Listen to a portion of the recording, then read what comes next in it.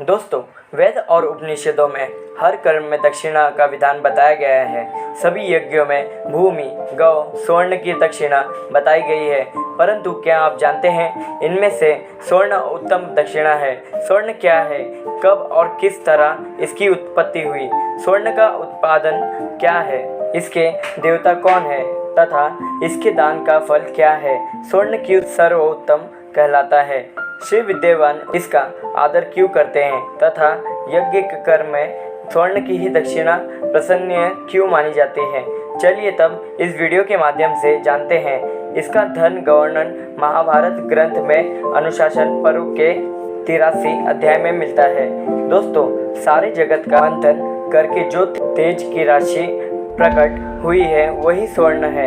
अतः सब रत्नों से उत्पन्न है, इसलिए देवता, गंधर्व, नाग, राक्षस, मनुष्य और पिशाच ये सब प्रयत्न पूर्वक स्वर्ण धारण करते हैं।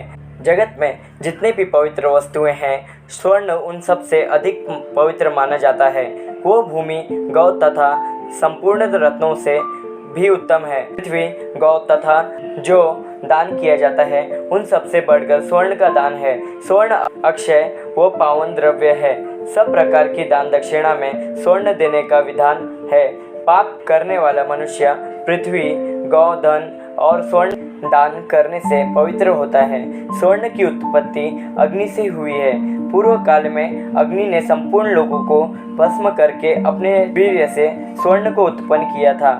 जो स्वर्ण दान करते हैं वे सब कुछ दान करने वाले माने जाते हैं। स्वर्ण देने वाले मानव देवता का दान करते हैं, क्योंकि अग्नि संपूर्ण देवताओं के स्वरूप है और स्वर्ण अग्निमंत है। अतः जिसने स्वर्ण का दान किया उसने संपूर्ण देवताओं का ही दान कर दिया।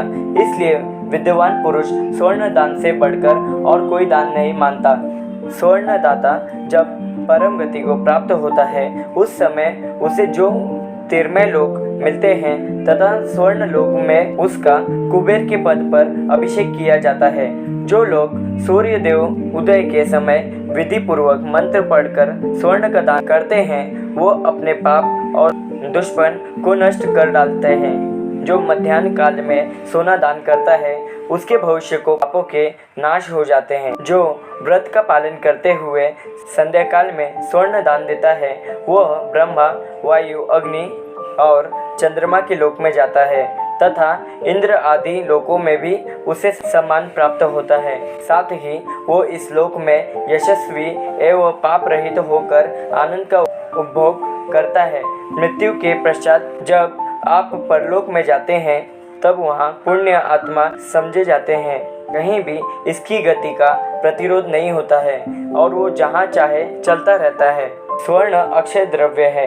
उसका दान करने वाला मनुष्य को पुण्य के लोकों से नीचे नहीं आना पड़ता। संसार में उसके महान यश का विस्तार होता है तथा वो अनेकों समृद्धिशाली लोकों को प्राप्त करता है। जो मनुष्य सूर्य उदय के समय आग जलाकर किसी व्रत के उद्देश्य से स्वर्ण का दान करता है तो उसकी संपूर्ण कामनाएं पूर्ण होती है। दोस्तों, ये थी स्वर्ण की कुछ उत्पत्तियां। अगर आपको इनमें से कुछ नया जानने मिला हो तो हमें कमेंट करके ज़रूर बताएं। धन्यवाद।